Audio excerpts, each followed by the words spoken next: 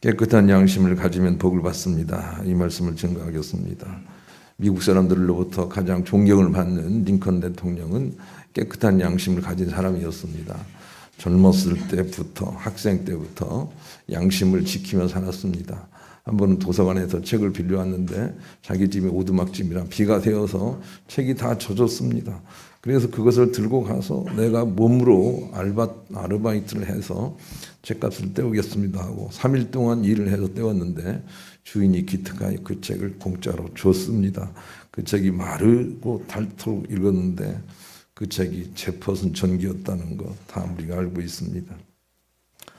그는 양심을 지키며 살려고 했습니다. 청년 때 슈퍼에서 아르바이트를 했는데 10센트를 덜 내준 것이 생각이나 40리를 걸어가서 그것을 갚았다는 그런 일화도 있습니다. 또 작년 때는 사업을 하다가 망했는데 자기 주에서 다른 주로 옮겨가면 채무가 면제되지만 그 자기 주에 그냥 살면서 끝까지 채무를 다 변제한 양심의 사람으로 살았던 것을 우리가 기억합니다. 사람들은 그에게 정직한 네이브라는 별명을 주어서 정직함이 그의 특허가 되게 했고 그것이 그를 대통령이 되도록 이끌림 받도록 한 것입니다. 깨끗한 양심을 가져야 합니다. 비록 손해가 날지라 하더라도 양심이 우리를 깨끗하게 인도하는 쪽으로 우리를 승리로 이끌어가는 하나님의 방향이 있기 때문입니다. 베드로전서 3장 16절에 선한 양심을 가지라 이른 그리스도 안에 있는 너희의 선행을 욕하는 자들로 그 비방하는 일에 부끄러움을 당하게 하려 함이라 그랬습니다. 우리가 양심을 지키는 쪽으로 결정을 하고 나가게 되면 우리는 잘 모르지만 하나님께서 어떤 사람들을 그냥 창피하기도 하고 어떤 사람들을 부끄럽기도 하고 어떤 사람들은 또 어떻게 스스로 멸망하기도 하고 하면서 하나님의 축복의 통로가 되도록 하나님께서 하시겠다고 말씀을 하시는 것입니다. 그러니 깨끗한 양심을 지켜 살아야 됩니다. 요셉은 하나님 앞에서 그 깨끗한 양심을 지키며 정욕을 이겨냅니다. 보디발 장군의 아내가 와서 밤새 유혹하고 날마다 유혹하고 볼 때마다 유혹을 했습니다.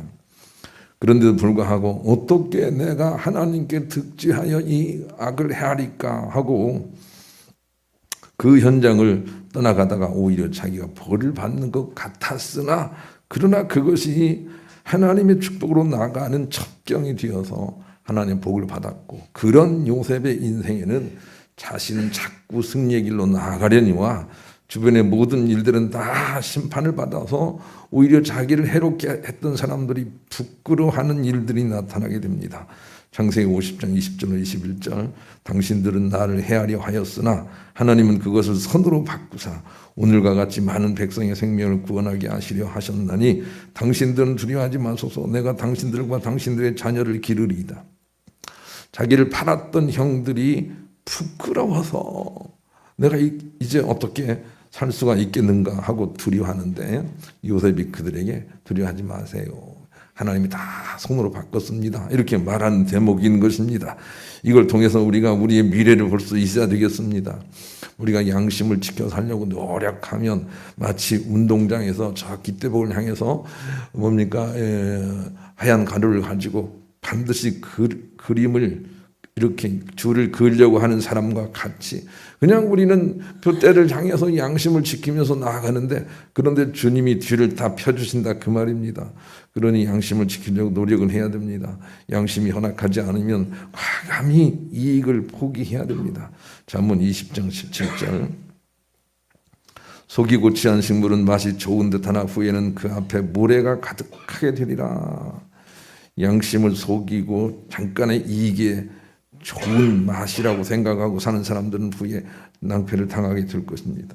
잠언 13장 11절에도 양심을 속이는 재물은 좋지 않다고 말씀을 하십니다. 우리 옛말에도 결리사의라는 말이 있습니다. 이익이 보이거든 그것이 바른가 생각해 보라 라고 했습니다. 우리도 꼭 그래야 됩니다. 이익이 생기거든 이것이 바른 것인가를 생각하고 덕이 되도록 그렇게 삼아야 되겠습니다. 잠언 15장 27절 같이 한번 읽어보겠습니다. 시작. 이익을 탐하는 자는 자기 집을 해롭게 하나 뇌물을 싫어하는 자는 살게 되느니라. 그렇습니다. 집을 위한다면 이익을 쫓아 살지 않기를 바랍니다. 의를 쫓아 사십시오. 한참은 힘들 것입니다. 이 부분은 제가 이렇게 토를 단 거예요. 사실은 그렇지 않아요. 바로 보게 됩니다. 그러나 세상이 하도 악하기 때문에 잠깐 힘이 들 수도 있습니다. 그럼에도 불구하고 의를 쫓아 사는 사람이 가정을 세우는 사람이 되는 것입니다. 자꾸 불의를 쫓아 사는 사람, 뇌물을 좋아하는 사람들은 반드시 가정을 좋지 않게 하는 것이라는 거 우리가 기억을 해야 되겠습니다. 예수님은 우리의 육체가 아니라 영혼, 즉 양심의 건강을 위한 양식으로 오신 분이심을 기억을 해야 됩니다. 그래서 예수를 믿지 않고 진리를 알지도 못하면서 그냥 태어날 때부터 건강하고 태어날 때부터 부유하고 태어날 때부터 가진 것이 많고 이런 사람들이 복이 되는 것 같으나 그런 사람들은 성공할수록 세상에 뿌리를 내릴수록 훨씬 더 그들의 영혼에 해롭다는 것을 우리가 영적인 눈으로 바라볼 수 있어야 합니다.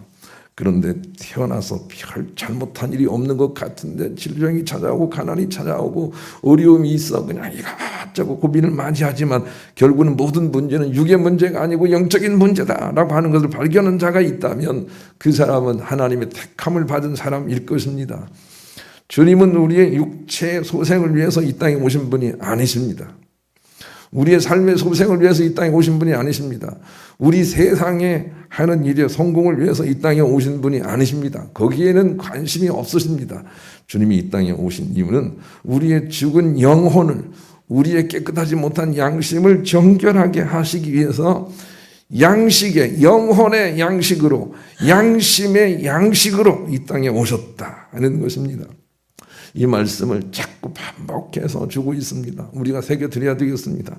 그런 마음으로 본문을 읽어보겠습니다. 시작. 너희 조상들은 광야에서 만나를 먹어도 죽었거니와 이는 하늘에서 내려오는 떡이니 사람으로 하여금 먹고 죽지 아니하게 하는 것이니라. 나는 하늘에서 내려온 살아있는 떡이니 사람이 이 떡을 먹으면 영생하리라. 내가 줄 떡은 곧 세상의 생명을 위한 내 살이니라 하시니라. 그렇습니다. 세상의 생명을 위한 영의 양식입니다. 영혼의 양식입니다. 양심의 양식이라 그 말입니다. 육체의 양식이 아니라 그렇게 말씀하시는 것입니다. 그러니 하나님께서 우리 가운데 주시는 모든 말씀은 우리의 영에 새겨야 합니다. 육에 새기려고 하는 착각에 빠지면 안 됩니다. 요한복음 6장 63절을 같이 읽읍시다. 시작. 살리는 것은 영이니 육은 무익하니라. 내가 너희에게 이른 말은 영이요 생명이라. 그렇습니다. 하나님께서 우리 가운데 주시는 말씀은 영입니다. 영에, 우리의 영혼에 대하여 성령으로 역사하시는 말씀인 것입니다. 우리 육체에 주시는 말씀이 아니라 그 말입니다. 그래서 내가 너를 사랑한다 라고 주께서 하시는 말씀은 내가 네 육체를 사랑한다 그런 말씀이 아니라는 걸 우리가 알아야 됩니다.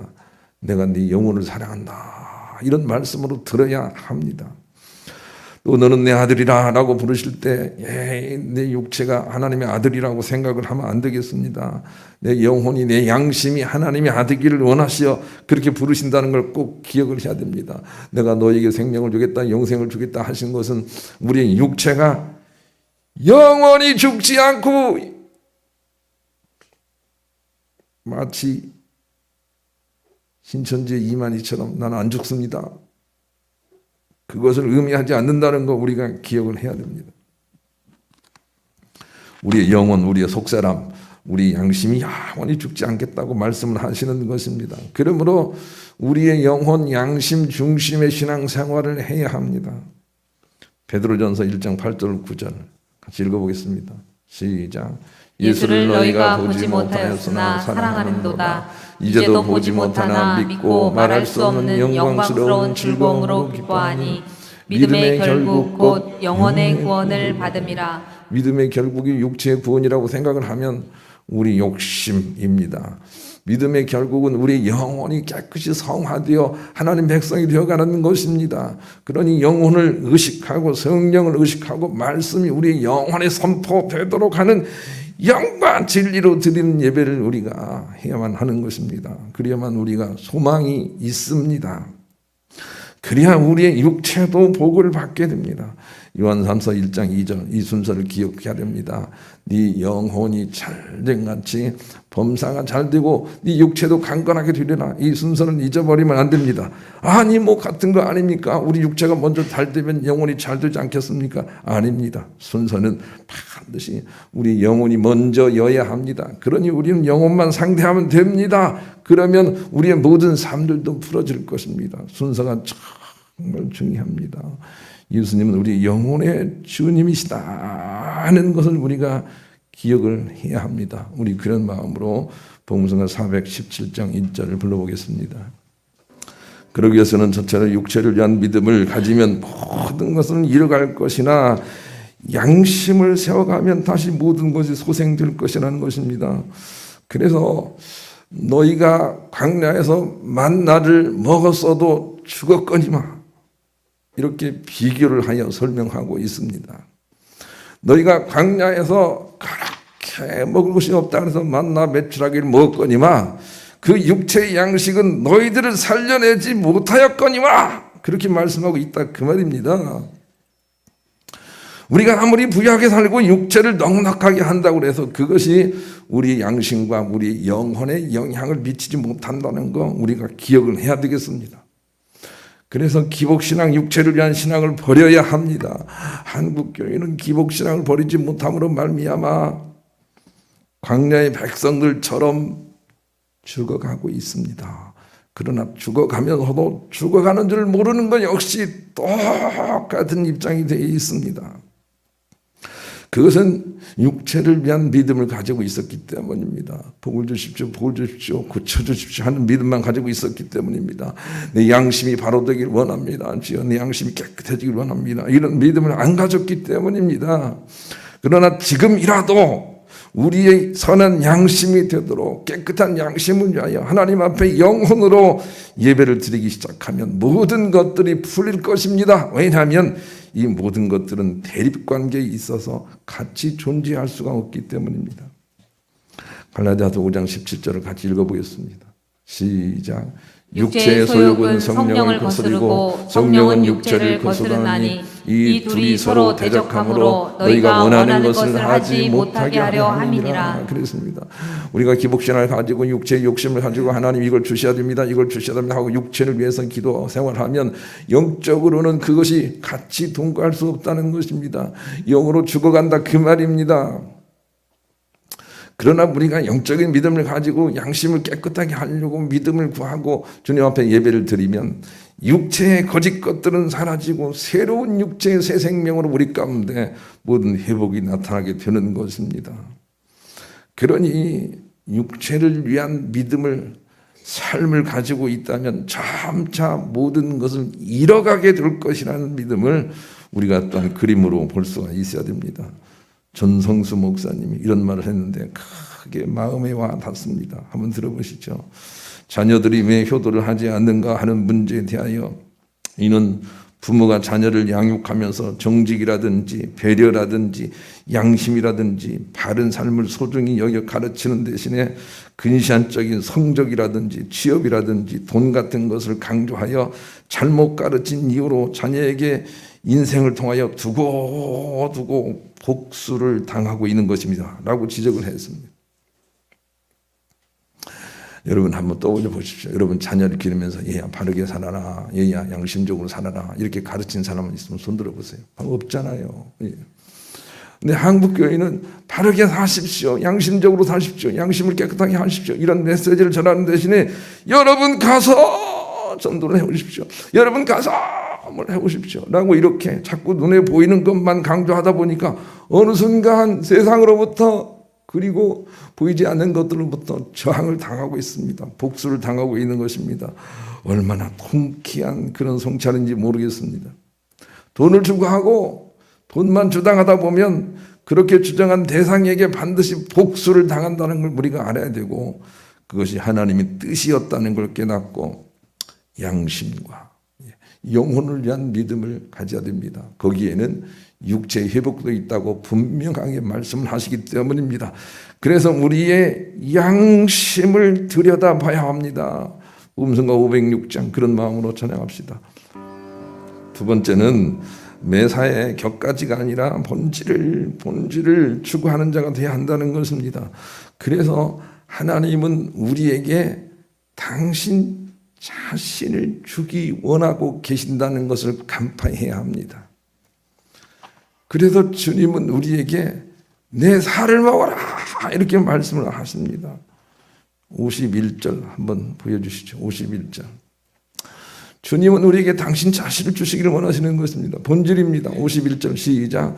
나는 하늘에서 내려온 살아있는 떡이니 사람이 이 떡을 먹으면 영생하리라. 내가 줄 떡은 곧 세상의 생명을 위한 내 살이니라 네, 하시니라. 저렇게 말씀하신 이유를 아시겠어요? 하나님은 우리에게 당신을 주시기를 원하시는 것입니다. 당신을 받으라는 것입니다. 당신을 먹으라는 것입니다. 그런데 우리는 당신 별로 필요하지 않습니다. 당신이 가지고 있는 것이나 주세요 라고 그런 믿음을 가집니다. 이런 믿음이 바로 우상 숭배의 믿음이라고 고린도전서 10장 16절 21절에 가르쳐 주세요. 한번 읽어보십시다. 시작. 우리가 축복하는 바 축복의 잔은 그리스도의 피에 참여함이 아니며 우리가 떼는 떡은 그리스도의 몸에 참여함이 아니냐. 떡이 하나요 많은 우리가 한 몸이니 이는 우리가 다 한 떡에 참여함이라. 육신을 따라 난 이스라엘을 보라. 재물을 먹는 자들이 제단에 참여하는 자들이 아니냐. 그런즉 내가 무엇을 말하느냐. 우상의 재물은 무엇이며 우상은 무엇이냐. 무릇 이방인이 제사하는 것은 귀신에게 하는 것이요 하나님께 제사하는 것이 아니니 나는 너희가 귀신과 교제하는 자가 되기를 원하지 아니하노라. 너희가 주의 잔과 귀신의 잔을 겸하여 마시지 못하고 주의 식탁과 귀신의 식탁에 겸하여 참여하지 못하리라. 그렇습니다. 18절 한번 보실까? 18절. 육신을 따라 난 이스라엘을 보라. 재물을 먹는 자들이 하나님께 참여하지 않고 제단에 참여하고 있는 자들이 아니냐라고 말하고 있습니다. 이게 무슨 말인지 아시겠어요? 우리가 예배를 드릴 때 영이신 하나님께 참여하는 자로 본질을 추구하는 자로 서 있지 못하고 하나님의 것, 하나님의 나타난 것을 추구하고 있더라는 것입니다. 그런 믿음이 바로 우상 숭배가 아니냐고 그렇게 가르쳐 주십니다. 불상을 만들어 놓고 절을 하거나 밖에 나가서 점을 치는 것만 우상이라고 생각을 하면 안 됩니다. 하나님께 속하지 않고 하나님이 그것에 속하는 것이 바로 우상 숭배나 그 말입니다. 하나님 앞에 영으로 예배하지 못하고 눈에 보이는 것을 따라 교회를 믿거나 목사를 믿거나 혹은 세례를 믿거나 이런 것들을 믿는 것들이 바로 우상 숭배에 해당됩니다. 이 분별을 우리가 가져야 됩니다. 알고 되려면 이 분별이 있어야 됩니다. 그냥 하나님 당신에게 속해 있어야 됩니다. 예수님이 하나님이신 비밀을 알아야 되겠어요. 그리고 예수님께 속해 있는 것입니다. 그것이 하나님의 뜻입니다. 내 것에 속하는 것을 주님이 원하지 않습니다. 나에게 속하기를 원하신다는 것입니다. 이 첨예한 분별을 여러분 하실 수 있겠습니까? 어떤 한 여인이 처녀가 아주 음식을 잘한다고 한번 생각해 보십시다. 그냥 음식이 또 먹고 싶은 거예요. 저 음식을. 그래가지고 그 음식을 매일 먹는 방법이 있습니다. 어떻게 하면 됩니까? 그 여자와 결혼하면 돼요. 그 여자와. 예. 그런데 음식만 당신은 오지 말고 음식만 줘. 이렇게 하는 믿음을 가지고 있다면 얼마나 안타깝겠느냐는 것입니다. 공급이 안 될 것이라는 겁니다. 우리가 그 말 같습니다. 낫게 해주세요. 잘 되게 해주세요. 높아지게 해주세요. 이런 믿음만 가지고 있다면 우리는 정작 본질을 잃어버린 죽은 자가 될 것이라고 우리에게 가르쳐 주십니다. 무슨 일을 하든 원래 본질대로 그냥 가야 합니다. 부부간에 결혼을 할 때 그 본질이 무엇입니까? 그것을 그냥 잡아야 되는 것입니다. 그 사람이 가진 거에 눈등을 돌리면 여러분 낭패를 당합니다. 영육간에 죽은 가정이 된단 말입니다. 오래 가다 보면 괴물 같은 가정이 됩니다. 우리가 지난 시간에 배웠습니다. 오늘날 한국교회가 괴물같이 되어가고 있지 않습니까? 그것은 본질을 추구하지 않았기 때문입니다. 지금도 계속 본질로 들어가야 되는데 본질이 무엇이냐면 하나님 당신이라는 겁니다.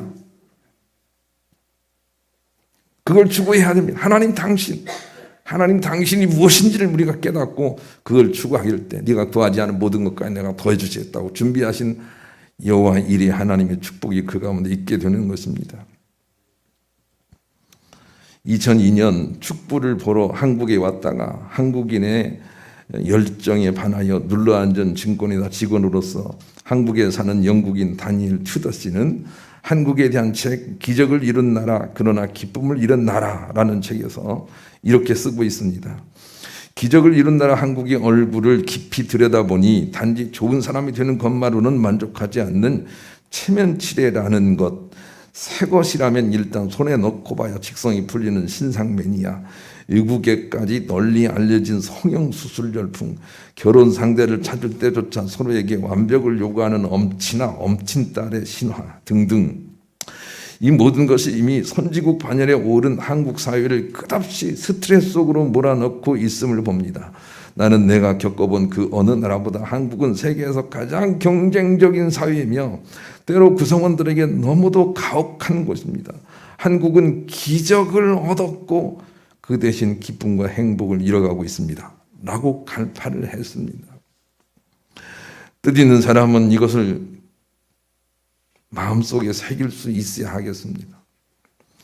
한국 교인은 천만을 자랑하고 있지만 그러나 그 대신에 본질된 하나님의 살은 잃어버리고 있습니다. 이것을 안타까워하는 마음으로 우리가 바른 길을 걸어가야 합니다. 여러분이 슈퍼에서 나오다가 돈을 거스름 받았는데 잘못해가지고 1,000원짜리 한 잔을 더 받았다 라고 할 때 망설임 없이 갖다 도로 주시길 바랍니다. 이것이 하나님의 축복이야. 내가 돈 없는 줄 알고 주께 주셨다 라고 그렇게 해석하면 안 됩니다. 갖다 주시고 양심의 자유를 누리십시오. 그것이 여러분에게 훨씬 미래가 있습니다. 양심을 지켜 사는 곳에 주님의 인도하심이 있기 때문입니다. 하나님은 우리가 1차적으로 양심적이길 원하십니다. 그냥 양심적으로 살기를 원하시는 것이 주님의 뜻입니다. 그러나 그렇지 못할 수도 있습니다. 그러면 2차 혹은 3차라도 양심적으로 돌아와야 합니다. 다윗도 하나님 말씀대로 살려고 했지만 이쁜 여자를 보고 그만 넘어갔습니다. 너무 이쁘려고 하지 마세요. 이쁜 여자를 보고 그냥 나쁜 짓에 빨려 들어갔습니다. 1차 양심을 잃어버린 것입니다. 그러나 다윗이 위대한 것은 누가 와서 너 나쁜 놈이라 라고 말을 했을 때 맞아요 내가 나쁜 놈이요 하고 2차의 양심을 회복했기 때문에 그나마 하나님의 도움을 받을 수 있었습니다. 3차에라도 돌아와야 합니다. 그런데 영원히 돌아오지 않는 이들이 얼마나 많은지 모릅니다. 내가 옳은데 하고 있는 것입니다. 그런 사람들은 주님도 어쩔 수 없이 파멸로 이끌 것입니다. 육체를 바르게 해서 양심을 세워갈 수 있을 것이라고 생각을 하면 안 됩니다. 거기에는 큰 함정이 있습니다. 내가 성공하면 신앙생활 잘하겠습니다. 이렇게 생각하는 사람은 영원히 그것을 못하게 됩니다.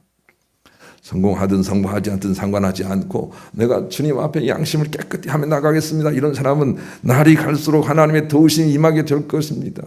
양심이 먼저입니다. 영혼이 먼저입니다. 그것을 주께서 우리에게 말씀하십니다. 우리는 얼굴 관리, 피부 관리, 인맥 관리 정말 많이 합니다. 성적 관리. 그런데 오늘부터는 우리가 양심 관리를 해가야 됩니다. 내 양심이 그르지 않도록 관리를 해가는 것입니다. 양심 관리 하다 보면 필경 육체의 모든 삶도 풀어질 줄로 믿으시고 영혼 중심의 믿음 생활을 하셔서 영혼이 잘 된 같이 범사가 잘 되고 강건해지는 여러분 모두가 될 수 있기를 우리 주님의 이름으로 간절히 축원합니다.